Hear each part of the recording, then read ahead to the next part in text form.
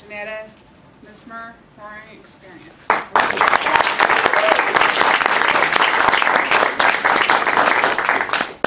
Can I get a show of hands for all the procrastinators in this room today? Welcome. But I take the title, I am the queen of procrastination. There are times to put things off, and there are times not to, especially when it comes to your health. And that is reminded in the speech earlier. About 6 months ago, I had a harrowing experience. I had a deal on my eyelid, my lower eyelid, and I put it off going to the doctor. I knew it would go away. It always did before when I wore contacts, so why wouldn't it this time? I hot packed it, did everything.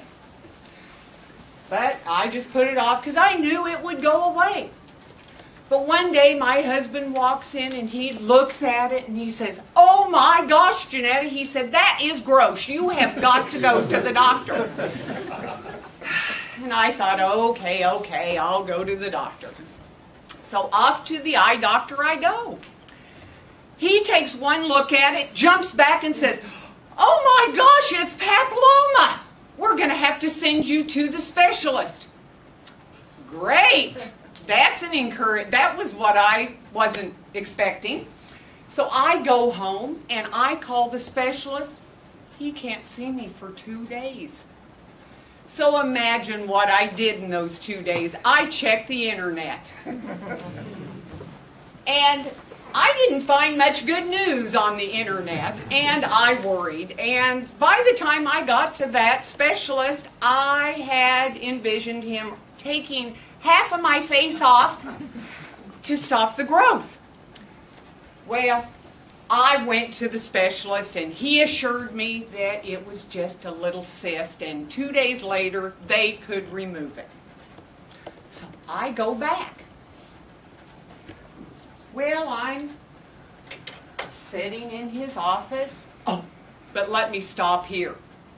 For those of you that do finally make it to the doctor and find out you're going to go under the knife, make sure you get all of the information, because I didn't.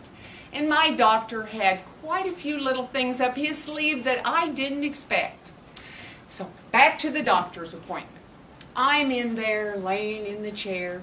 He comes in and shoots me with the syringe filled with the deadening stuff, which I knew he was going to do, or I would have been scared seeing a syringe coming towards my eye.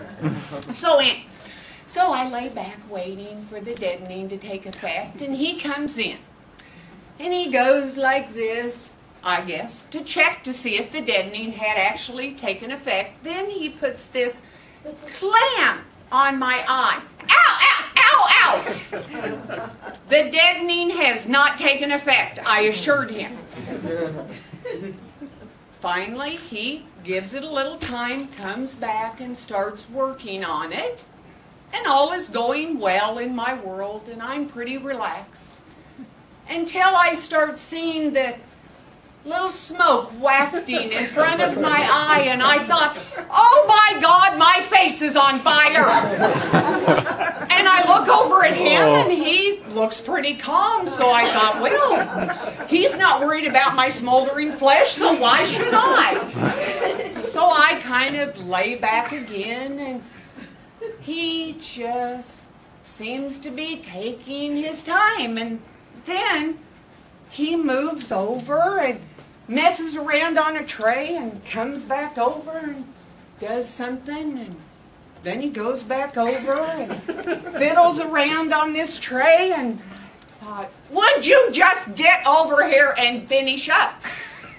And I asked him, I said, when is the actual estimated time of arrival here? And he looks at me and he says, it will take as long as it takes, and just, I'm not going to hurry.